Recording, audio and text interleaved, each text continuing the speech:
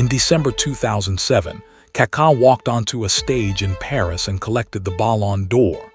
He had finished almost 200 points ahead of Cristiano Ronaldo. Lionel Messi was third. It was the last time anyone other than those two would win the award for the next decade. 2 years later, Kaká was at Real Madrid, the most expensive attacking midfielder in history. 2 years after that, he was fighting for a starting position he would never get back.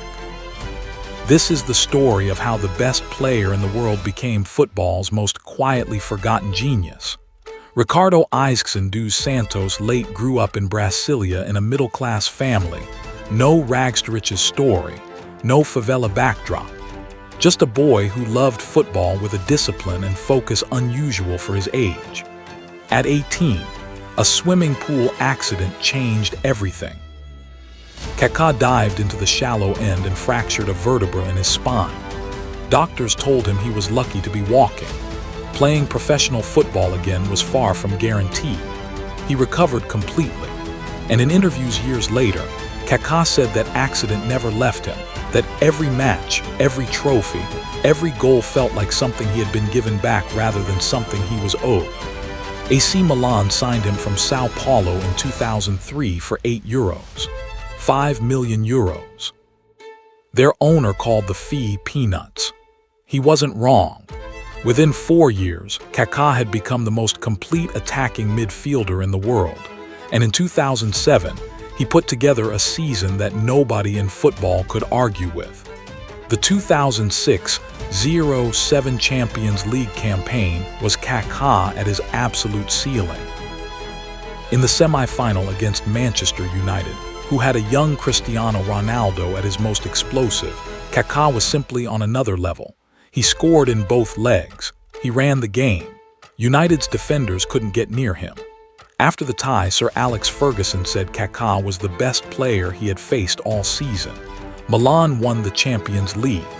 Kaká was named UEFA Club Footballer of the Year.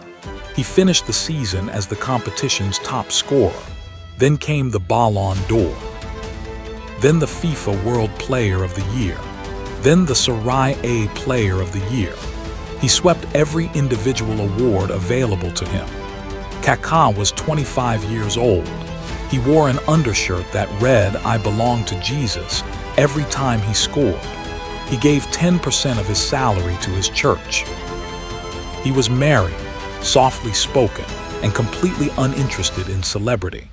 In a world of Ronaldo's theatrics and Messi's genius, Kaká was something different, a player of extraordinary quality who seemed almost uncomfortable with how good he was.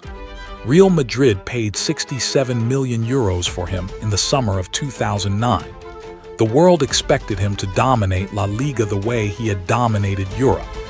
His first season at Madrid was promising but disruptive. 8 goals, 6 assists. Not the Kaká of Milan, but glimpses of what he could become. Then in August 2010, he underwent surgery on a persistent knee injury.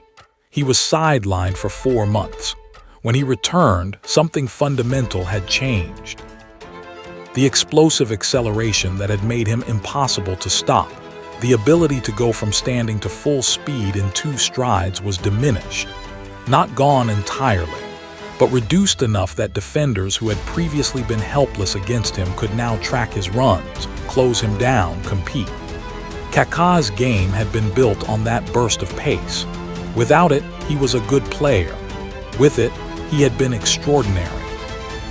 Jose Mourinho arrived as manager and built his system around Mesut Ozil, a player who operated in the same space as Kaká, but fit the tactical demands better.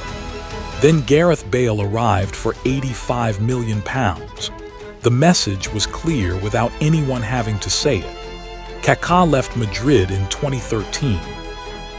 29 goals in 120 games, the statistics of a squad player, not the man who had beaten Messi and Ronaldo to the Ballon d'Or 6 years earlier.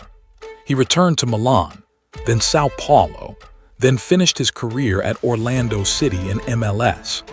He retired in 2017 at 35, in tears before his final home game, telling reporters that his body simply couldn't continue.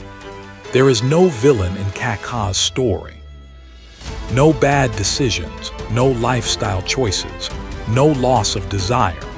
Just a knee surgery at 28 that took the one thing his game depended on, and a career that never quite recovered. He remains the last player to beat both Messi and Ronaldo to the Ballon d'Or. For one season, he was better than both of them. Football just didn't give him long enough to prove it twice. If stories like this are what brought you here, subscribe. This channel exists for exactly these moments.